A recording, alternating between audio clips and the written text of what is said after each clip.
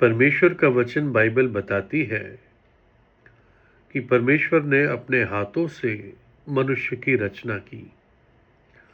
आदम को बनाया, आदम से उसकी पत्नी हवा बनाई और दोनों को आशीष दी और कहा, फूलो फलो और पृथ्वी को भर लो।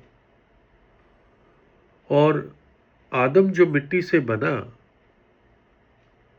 वो वास्तव में जब मर जाता है तो मिट्टी बन जाता है। प्रभु ने कहा, तू मिट्टी है और तू मिट्टी में लौट जाएगा।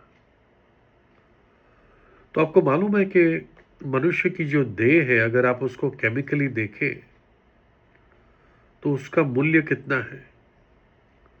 मनुष्य की देह में ऑक्सीजन होता है, कार्बन होता है, हाइड्रोजन होता है, nitrogen, calcium, phosphorus, potassium, sulphur, sodium, chlorine, magnesium, iron, zinc, copper, iodine और कुछ और थोड़े थोड़े छोटे छोटे एलिमेंट्स होते हैं, जैसे मैंगनीज और कुछ और जिसके मुझे नाम भी नहीं मालूम।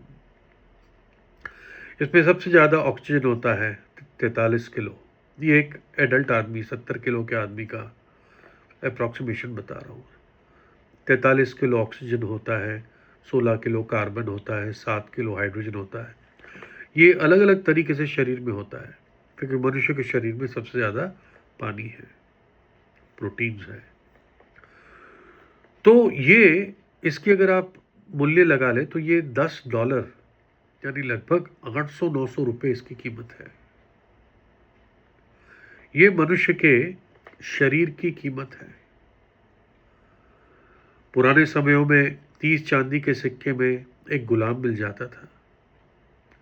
आज जब बच्चों को पकड़ के किडनैप करके, लड़कियों को किडनैप करके बेच देते हैं, तो कुछ ही हज़ारों रुपए में उनकी मूल्य लगाते हैं, उनकी वैल्यू लगाते हैं। कभी माएँ 30,000 रुपये में बच्चे को बेच देती है। लेकिन परमेश्वर हमारा क्या मूल्य लगाता है। वो हमें इतना कीमती समझता है कि वो नहीं चाहता है कि ये 900 रुपये का जो शरीर है ये नाश हो जाए। वो चाहता है कि मनुष्य बच जाए।